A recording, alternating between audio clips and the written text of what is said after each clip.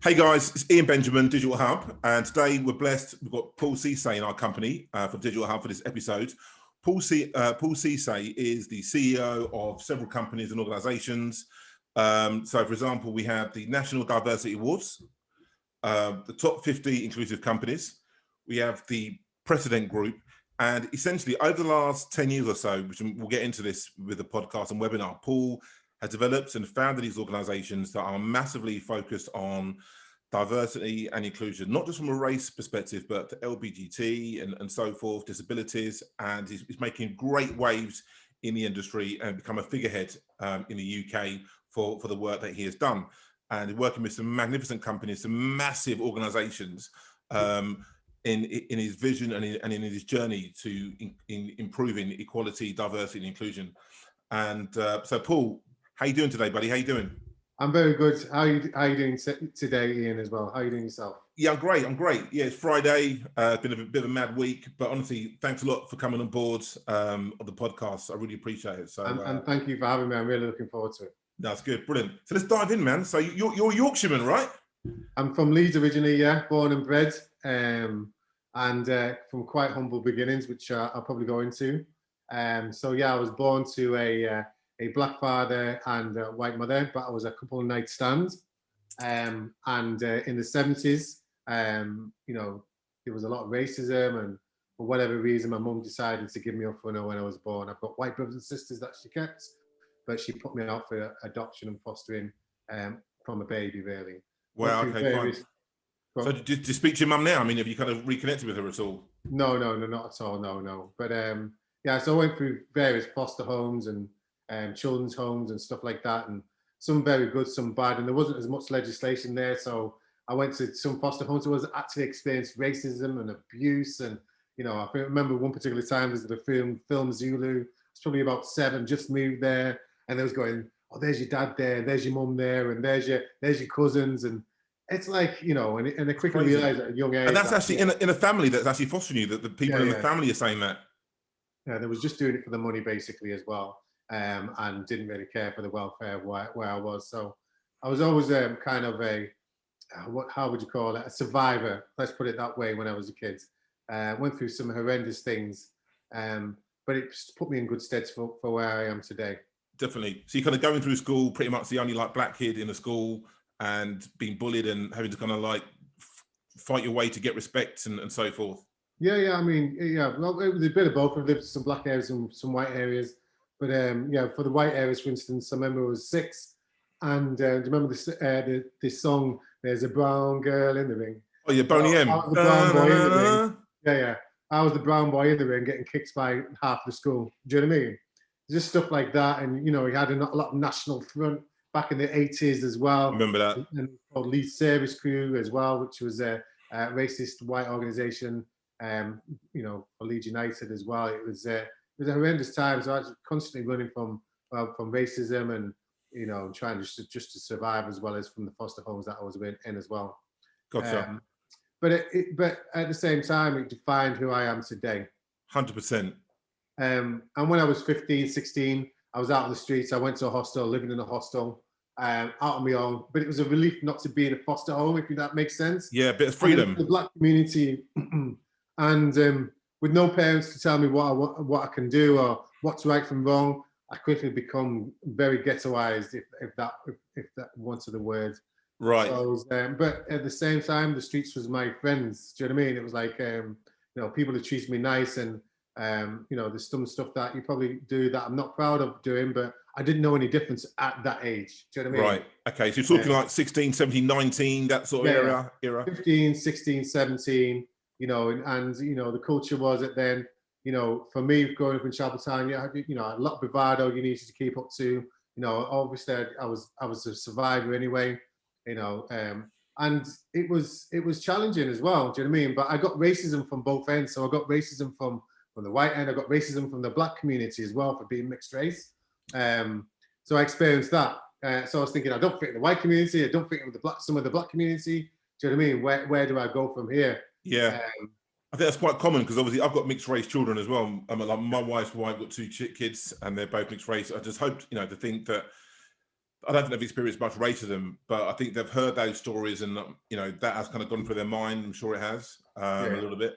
Yeah. And you know what? It's but at the same time, I wouldn't change anything that happened in my previous life. Well, not previous life, in my childhood up to like I was 19.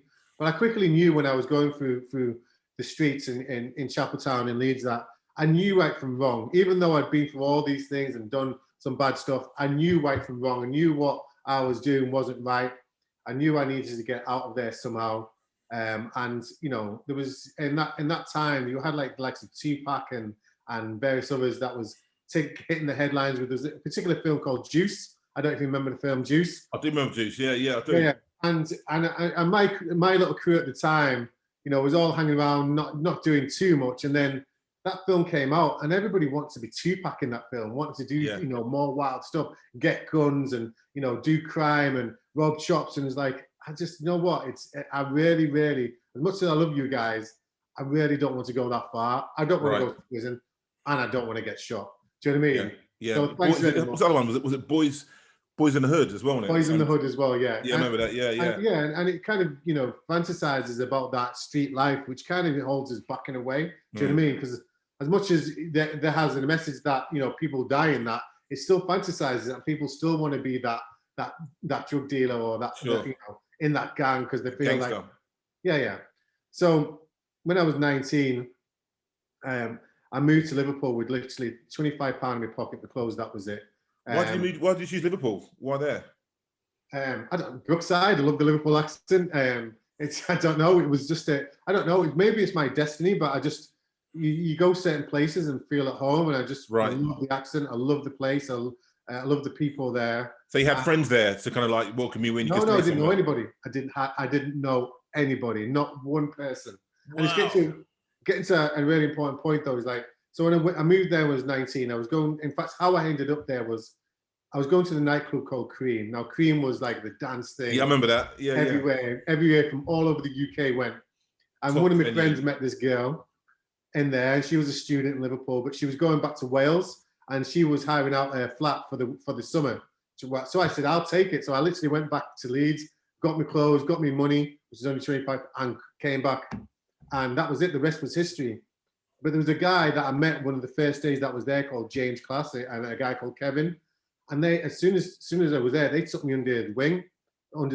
And James Klass was a radio presenter, black one, quite flamboyant, and he showed me that I could be someone. So he used to radio DJ, he used to take me to the radio and, helping co-present. Well, I didn't co-present, but I used to sit there and watch him. And he was also an MC in a club.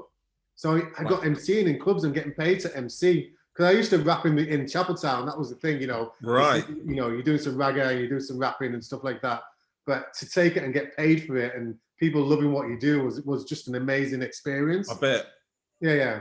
And so that was the catalyst for me to start believing in myself. And he truly believed in me, which is amazing. Yeah. Do you still speak to James now? Do you still see him and speak to him now, James? Or well, I'll get to that point, which is quite sad. But James, So when I got there, I got all these experiences. He took me under his wing, and then I managed to get a job and sort myself out. But even then, there was racism. Yeah. So when I first came to Liverpool, I didn't want to go back into selling drugs or doing other things like that. I wanted to just make something of myself. I want a fresh start. So I went to every single shop in Liverpool city centre, every single one. Dressed smartly. I wasn't stupid. I had my wits about me. It's quite articulate. I was still very smart. And not one shop gave me an opportunity, apart from JD Sports. JD Sports was the only place because it was fashionable to have black people in the shop. It was great for me, and it was a start. Do you know what I mean? Anyway, cut a long story short, James. Then I did MCing and I got a job in sales. Found out I was really good at it, and so on and so forth. And selling what? I'm interested. I'm intrigued. What would you say? It was always in diversity and inclusion, ironically. Oh, really? So I was doing a Black History Month magazine called Diverse Liverpool, and that was getting companies involved with the magazine, celebrating Black history, and I just excelled. I loved what I was doing because as a black person, I felt discriminated against because of the actions that every single shop in Liverpool wasn't giving me an opportunity. Do you know what I mean? So I was really making a difference, engaging the organisations, something I wanted to do. got headhunted for another organization, and they said, yeah, we want you, because I was so good at sales. I was surpassing all the salespeople that was there. So like 6 salespeople, I was getting more sales than them combined. Do you know what I mean? Okay. Okay. Brilliant. And what's that's down to, Ian, is hard work and dedication. So while everybody else was sitting there, you know, I'm messing around when the boss is not in the office, I'm sitting there hard on the phones, looking for the next connections, looking for this, looking for that. And all of a sudden, I'd get loads of sales. And everybody else is going, oh, you're so lucky. No, I created my own luck because I worked harder. Do you know what I mean? Yeah, brilliant. Yeah. Brilliant. So I'm going to go to James now. So anyway, I started my own business in 2006. Doing what? What was you doing? So obviously I worked with these organizations that was doing diversity inclusion, but it wasn't taken to the, as far as I know they could take it. And I was trying to say to them, no, you need to do this, you need to do that. And they didn't have the vision or foresight to do it. So I thought, you know what, I'm just going to do it myself. So I started up a diversity inclusion kind of agency. And first of all, we did wall planners and directories, which was basically getting organizations to put their adverts around the perimeter. Yeah, around the perimeter of a wall planner to promote diversity. Yeah. Did that. And then I did a directory, which is pretty similar, where it had all the things with regards to, you know, looking for a job for diverse people, their diversity stance, and giving people helpful tips about education, helpful tips about, you know, the workplace and so on and so forth. Yeah, brilliant. And then I went into events. Then the recession happened. I was in the business for 2006. 2008, the recession happened. It was mainly public sector that was doing a lot to do with diversity back then, right? Yeah. So private sector really hadn't done much at that point. And so 80% of my revenue went down like that. Do you know what I mean? I was thinking instantly, yeah. Yeah. I was looking for jobs in B&Q. The staff that's still with me now, put them all on part-time. You know what I mean? They've been with me for like 12, 15 years. It's amazing. Put them on part-time, but we struggled through it. And then my mentor passed away. Not long after that. So James Klass took me under his wing. And he passed away with cancer, right? And the Anglican Cathedral in Liverpool is the largest cathedral in the UK, if not Europe. And when he passed away, his funeral was in that cathedral. And he filled out that cathedral with well-wishers. And people are standing at the back. Now, you think about St. Paul's, you think about people are standing at the back of this cathedral wishing this man well. And I had the pleasure of living with the guy, you know, took me under his wing. It was amazing. I was there, carried his coffin. It was phenomenal. Wow. But what he didn't know, Ian, was he was a role model, not only to me, but to many, many thousands of people from all walks of life, from, you know, LGBT, to different abilities, different races, different religions.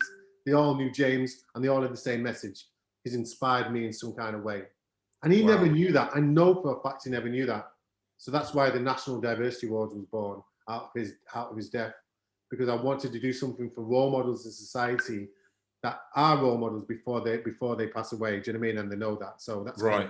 What I was doing. So I'm just gonna press that. Yeah. So that's kind of where I led to where I am now. Wow, superb, fantastic. So the awards was the first event that you put on, and then when was that? What year was that? That was in 2012. It wasn't the first event we put on. Before that, we did recruitment fairs. So, you know, I really want to engage like people with companies and have that face-to-face so that they can have the confidence to apply. Okay, so those companies that you were doing the recruitment fairs, were those companies interested in D&I? It was always D&I focused. It was all D&I focused. What I found was really crucial, Ian, is when you got people from inner city areas or from diverse backgrounds, they don't automatically have the confidence to apply for jobs. I didn't when I was 15, 16. I didn't think I'd go for a job in the council, never mind anything else. But when you put people in front of employers, they can be achievable for them. Do you know what I mean? They say, well, why can't I go for a job? And this, bear in mind, some of the recruitment fairs were like very public sector focused, like police, fire services, especially in the black community. They was like, oh, it's just going to be lip service. They don't want to know. When they came back, I've applied for the police, and these are the people that hated the police. I've applied for the fire service. I've applied for the probation. So it's making that bridge and gap to give people the confidence to actually. Yeah, couldn't agree more. 100%. That's brilliant. Fantastic. Yeah.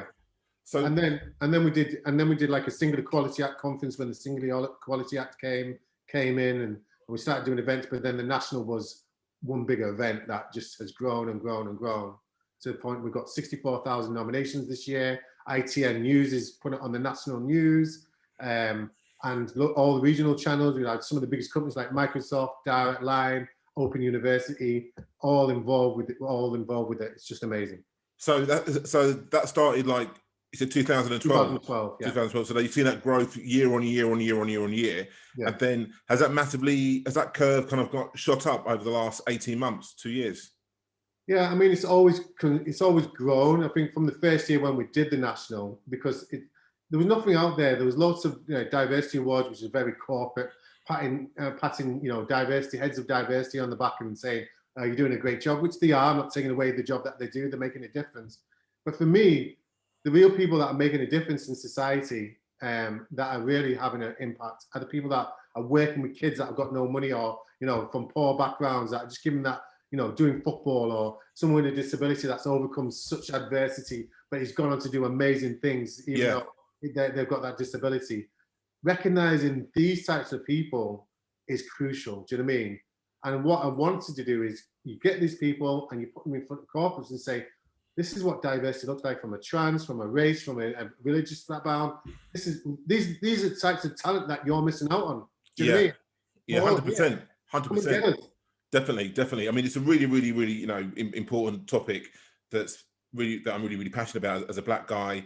But the issue that I see and that I'm speaking to employers about and individuals about is at the C-suite, at that level within the organization, where influencing or talking to those directors, that C-suite, about change and having diverse individuals come into the business that can change that company to make them more innovative and ready for the future in terms of transformation. That's where the issue is, because I mean, there aren't many individuals of a diverse background or with disabilities that are in those positions a lot of the time. So I mean, do you find that as a bottleneck? Yeah, I mean, it is. I mean, but at the same time, we can go, and I think the white male sometimes can get a hard rap sometimes. I know that, there's not much diversity at the top, I get that. But what you need to do is educate them and draw on their own experiences, and not just focus on one type of diversity. Do you know what I mean? You've got to be open to everything. Do you know what I mean? So, race, and the different aspects of race. Disability as well. Yeah, I mentioned it. LGBT. Yeah, exactly. And so, throughout the journey that I've been through, so we set up inclusive companies, inclusive top 50 UK employers, all that. And we work with some of the senior leaders. And what we tend to do is we want them to be conscious about their inclusion. Forget unconscious bias. Unconscious bias is something that you show someone saying, I've got a bias, and that's it. There's no actions from there. Where if you're conscious about your inclusion and you realize that, do you know what? Look at my board, it's all white males. I'll look at, I've got no one that's advising me from a diverse perspective to say, from that perspective, how do I, get more Black people into this organization, to CSuite? How do I get more LGBT people? How do I market my organization to people from different races and different backgrounds? Definitely. It's all, and inclusion should be a strategy that every leader should take on board.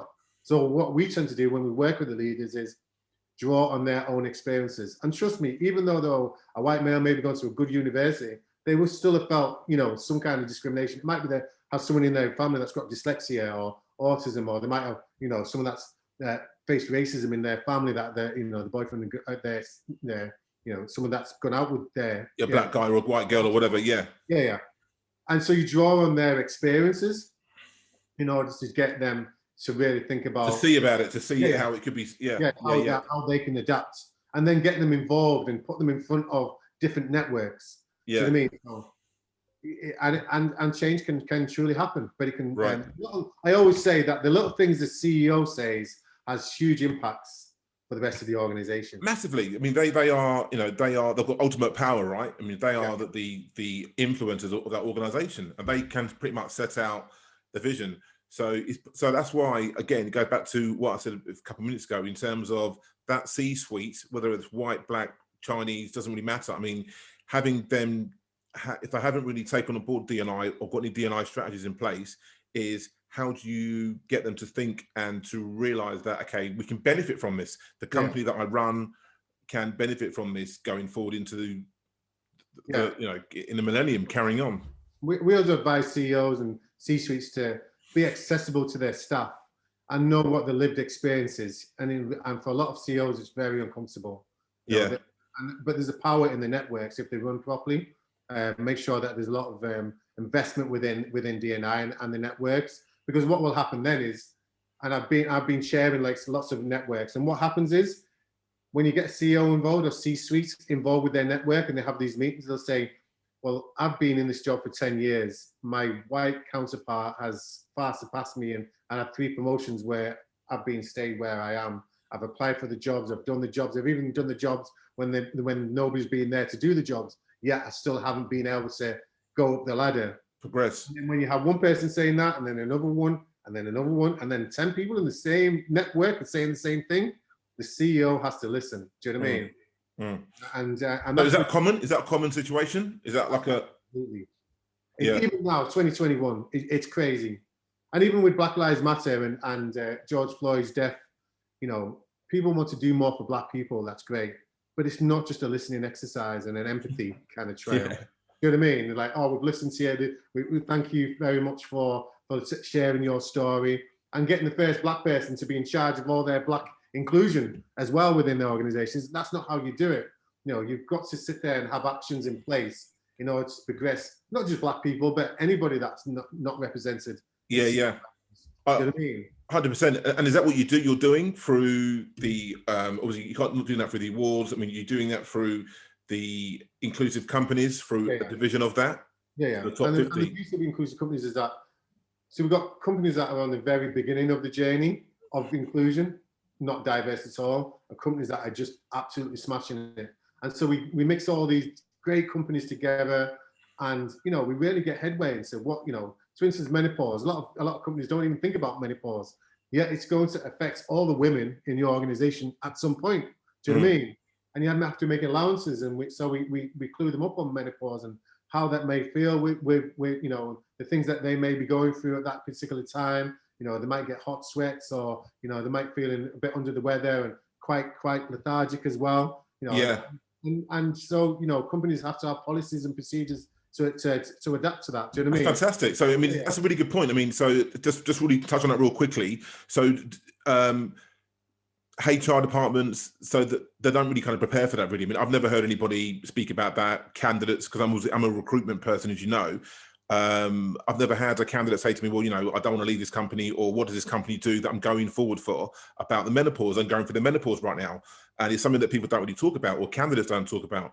And because it's not really set up in an organization to do it. So I think that's quite revolutionary, right? I mean, yeah, exactly. And that's what I'm saying. Or it could be, you know, for instance, organizations can be doing a lot to do with autism. Like, diversity doesn't have to be about race. I know, I hear you, pal. 100%. Yeah. A really expensive thing to do, although you do need to invest in it. But let's say someone with autism and going for an interview, you know, they're not going to look you in the eye. It's just a lot of people with autism don't. Not everybody, but a lot of people. Majority. Don't. Yeah, they need the questions beforehand, because you know, someone with autism or neurodiversity don't like surprises. Having a loud bang in the room while you're interviewing them can freak them out.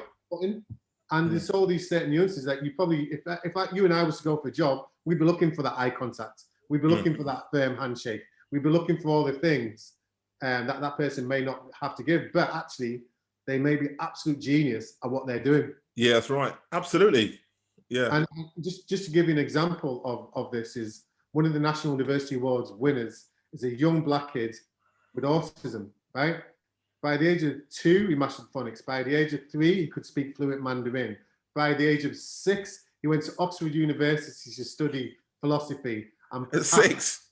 The youngest person to ever go to Oxford University to do a degree and pass his degree in Oxford. I've seen something like that on the news, actually. Yeah. Yeah. Joshua Beckford, his name is. And he's an award winner. And I'm like, you know, and this is what you're missing out on, that intersectionality. The Black kid with autism, he's going to be, you know, want to be employed everywhere. Yeah. But he's not heard. Why is this kid not a national treasure? He wasn't. Yeah, I know. He's beginning to get headway now, but when he won the awards way back then, he wasn't heard of. Right. Okay. Gotcha. Yeah, I've seen something about that on the news. You know, so are we seeing change? Obviously, George Floyd's massively accelerated it or made people aware that, I mean, essentially, in a nutshell, that Black people and myself and many thousands of others, or millions even, haven't been making it up over the years in terms of what we face and what we've been up against. So definitely, there's some awakening, if you like. And have you experienced that? I mean, that people are more open to having those uncomfortable conversations now. Yeah. I mean, one thing. So Black Lives Matter and George Floyd. I don't know if you're aware, but I set up something called Black Leaders as a result of that. I've seen it on your LinkedIn. Yeah. And so what I don't want to do is, and what's happening now is, we had the black issue, which is not a BAME issue, and you can't get the two, and a race issue, because black people are not getting the jobs. No, don't get me wrong, there's still racism in jobs, but black people are at the bottom of the pile as regards to the promotions, as regards to the senior positions, all that kind of stuff. So on the race spectrum, we're at the bottom. So what organizations and what some companies try to do is still do it under the acronym BAME, but called it race. But that's going to be, and we've had BAME initiatives for a millennia, yeah? But it still doesn't answer the question, and you're still mixing it all up. So we need to get rid of this race and BAME, and we need to concentrate on what needs to be done. So that's why I set Black Leaders, which is unapologetically black, because black people are really suffering. They're suffering because, one, social economic reasons, their poor backgrounds, kids have got nothing out there, and their parents, have, second, third generation haven't been working, do you know what I mean? Because of lack of opportunities in their area. Right. And then they go to a life of crime. There's no opportunities for them. But when they have gone into university and when they have gone to get them degrees, there's no opportunities then, because the companies are still employing the white graduates from not from better universities, but from different universities, and they're not getting the opportunities there. If they're lucky enough to get a job, then they're still not getting the promotions. Do you know what I mean? So the reason why I set Black Leaders up is to highlight just black inclusion. So what's happened from there is, we've got Black Inclusion Week, which is May the 10th. This is a chance for organizations to get involved with black inclusion, highlight the plight of black people within the organization, and give time out to black communities as well. Fantastic. We've got a Black Empowerment Leadership Program, which has been developed by the Open University and Black Leaders, to empower our young people to be the next leaders, and a leadership program, which is accredited by the Open University, to say, I've done a leadership course, where's my promotion? Do you know what I mean? Yeah, and sure. Recognizing that. And we've also got Black Inclusion Index, where it's an index where we get organizations fighting to be the most experienced black employer, the best black employer in the UK and globally. And that's developed by Nielsen, the biggest data company in Europe. Yeah, massive organisation. That's fantastic to get that accreditation from them. But what I'm saying is, we can talk about these issues, but we need actions, and that's what's needed. Us as a community need actions, and tangible actions, to move forward. 100%. I mean, I think actions always speak louder than words. Something that my dad instilled with me from as early as I can remember in my life. It's sort of about the actions. So with these 3 and 4 or 5 different initiatives you've got going on, I mean, what's the team like that sits behind you? Who's behind the curtain as well? Listen, we're all one family. I always say, I don't lead from the top and say, you do this, you do that. We are one family. We've all developed this together. Like I say, all my team's been with me for many, many years.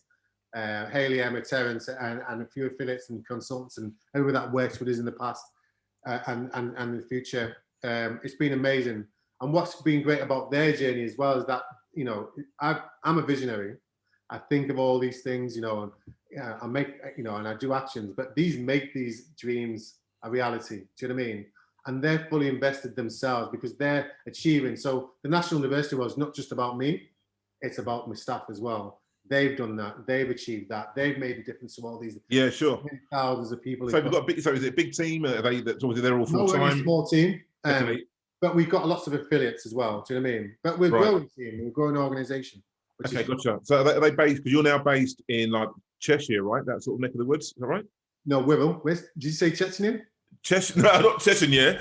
No, Cheshire. Oh, Wirral. Yeah. In the Wirral at the moment. But yeah, I mean, we travel all over. So we've got people in affiliates all over in London, Manchester, Birmingham, Leeds, Scotland, Wales, everywhere else. So fantastic. Yeah. And we work with such amazing organisations as well. And what I must say is that there's a lot of appetite for diversity and inclusion. We are making changes, and at last companies now are really coming forward and thinking, we're not doing that good. I want to do better. We need to do better. How do we do it? And it's just amazing. It's an amazing time for diversity and inclusion. Yes, right. Yeah. So again, it's getting back to it. So over the last year, you've seen more companies taking stock of themselves, being self-accountable, if you like, themselves for making change, right? Have you seen that? Yeah, but it's long overdue though, isn't it? You know, 100%. It's like, I've been doing this for a long time, and I think one of the mistakes that organizations did, and one of the reasons why I set the inclusive top 50 is when way back in 2006, organizations used to focus on one particular benchmark. So it'll either be gender, LGBT, race, whatever that is, yeah? But they wouldn't focus on anything else. And I was thinking, and I've always been about inclusion as a whole. It's like, so if you're focusing, you know, an LGBT employer, that's fantastic. We love that. It's amazing. But what about the other people that are not LGBT and they're not getting the promotions? How are they feeling as well? So let's have a fair and equal chance for everybody to get to the top. Do you know what I mean? Not just focus on one strand. Let's focus on everything that's out there. Do you know what I mean? So what do you do? So do you approach companies and then give them like an audit, like some sort of way you kind of break it down and dismantle what their processes are in terms of D&I? Is that what you do with the top 50? Yeah, so basically we do lots of learning. So we've got an elevation platform for all the organization heads to come in, and basically, you know, we'll have a particular subject that we might concentrate on. So last time was networks and how to build effective networks that, you know, make a lasting change within an organization. Or we might be on neurodiversity, it might be on, you know, menopause, you know, and they all feed in about what they're doing, how they're doing it, what's been successful, what hasn't. Do you know what I mean? That's just one aspect. But then we do lots of webinars. We've got a job site. We've got, you know, the benchmark as well. And the benchmark really feeds into how well they're doing with D&I. And so once they fill out that benchmark, then we know how well they're doing, how many people they haven't seen. Right, that's what I mean. So it's a benchmark. Okay. Yeah. And from race, disability, age, all that kind of stuff. And they're ranked, or they're just ranked from 1 to 50, so to speak. Yeah. So some people don't make the 50. Some organisations, should I say? But Sky was the one previous year. Morecambe Bay Mental Health and NHS Trust was the most inclusive employer this year. Right. And what I find with these organisations is they're not just doing lip service. Their chief executive eats and breathes diversity from every aspect, from the marketing of the organisation, externally, internally, recruitment processes, how companies people feel the lived experience, and it's amazing. So do you make those companies aware of you, or just through the work you do in the D&I, through their D&I director or D&I individual within the organisation? Is that how those organisations are made aware of the top 50, or do you reach out to companies and say to them, look, it's just who we are, this is what we're doing, do you want to be a part of this? Well, it's been of both. So we get lately we're getting a lot of inquiries.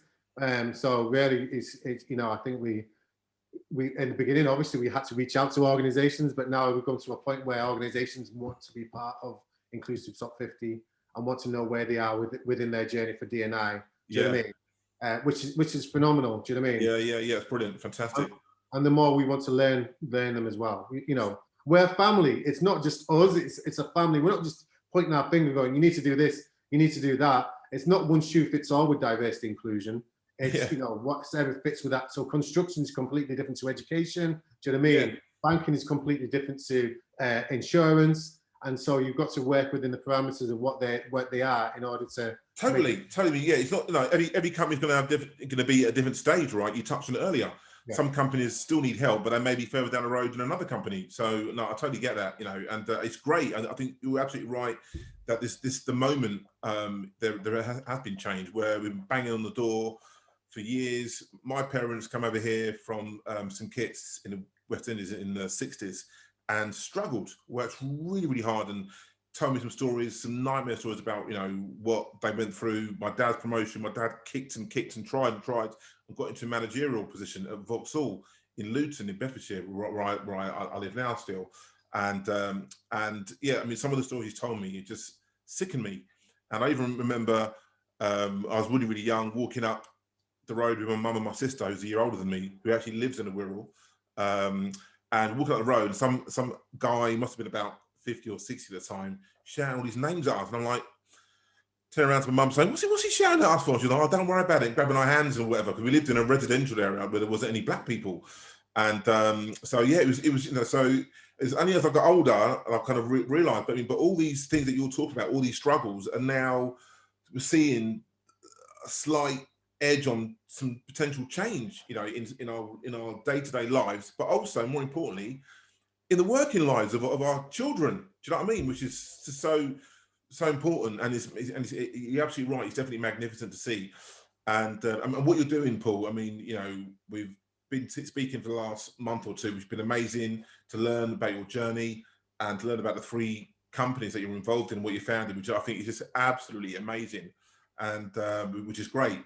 Now, over the last year, we've kind of built up through Digital Hub a podcast listeners. We've also got people to watch what we're doing on YouTube as well.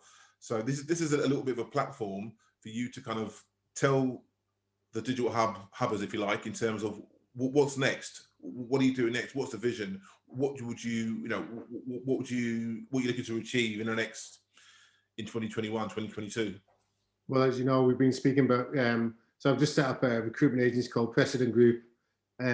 So we've got everything. We've got the talent with the National Diversity Awards, with all the amazing talent nationally as well, not London centric. We're everywhere. Do you know what I mean? We've got organisations that we work with: Birmingham, Manchester, Leeds, everywhere else, London, Devon, Cornwall, Northern Ireland, and we've got talent that's in them places as well. We've got deep in the communities, mixing them two together to get a good plethora of salad within organisations. Do you know what I mean? Mixing it all up so that everybody's fair and equal chance. We've got a real opportunity to make that change with the Precedent Group. We want to go global with it. We want to be the best recruitment agency that's out there for diverse recruitments. And that's including the white male, as long as they're clued up on diversity and then want to embed diversity throughout the whole of the organization. Yeah. It includes everybody. It's just meaning that everybody's got a chance. Yeah, exactly. And so, we just want to grow that to a degree where it's embedded and really just make a tangible difference in the world, which, somebody said to me, if you die now, Paul, you can honestly say you've made your mark in the world, but we've still got more things to do. But I will add, I came from nothing, literally. I spent many Christmases and birthdays by myself when I was like 17, 18. Nobody cared about my Christmas. Nobody cared about my birthdays. That's a lonely place. I have been the loneliest somebody could get. I feel very lonely. And if I can turn that around and do what I've done now, so can anybody else. That's what I say to lots of people, lots of my mentees. I'm no different to you, but when you have a vision, it's a gift from God. Go for it. You never know, it might change your life. Yeah, 100%. And first of all, when you're doing a business or anything, what's the cause of it? What are you looking to solve the problem? If you're looking to solve a problem and it works out and makes sense to you, go for it. You make steps to do it. And it might seem a million miles away, but don't overthink it. Take the first step, take the second step, take the third step. Before you know it, you're 50 steps up and you're thinking, wow, look how far I've come. Do you know what I mean? Yeah, and that's how I kind of do things. And that's what I want to tell people. You can achieve, everybody's got the potential to achieve ultimately amazing stuff if you want to do so. Just go for it and always believe in yourself and build yourself up with confidence. Superb. Honestly, can't thank you enough. Paul, you've been an amazing guest. Time has flown by. It's quarter to 3 now. I don't know where the time has gone. It's been amazing. Again, everyone, thanks a lot. Paul Sesay, National Diversity Awards, top 50 inclusive companies. All the information, and also Precedent Group, which is a recruitment company from a D&I perspective, that's going to make a massive change. But all the information is going to be listed on YouTube, on the podcast information as well, on LinkedIn and so forth. But how can someone reach out to you? What's the best way for someone to get hold of you? Is it LinkedIn, Paul? Yeah, just add me on LinkedIn, Paul Sesay. There's not many Paul Sesays on LinkedIn. Sesay? Yeah, Sesay. I think you might see my photo like that's on there, or some in a dicky bowl, one of my awards or something like that. But just hit me up on Twitter or LinkedIn, and we'll definitely get back to you. We just want to make a difference, and whether that's with us or with somebody else, let's strive towards full inclusion, and that's the main thing. Superb, wonderful. Thank you so much. Really appreciate it. Thank you.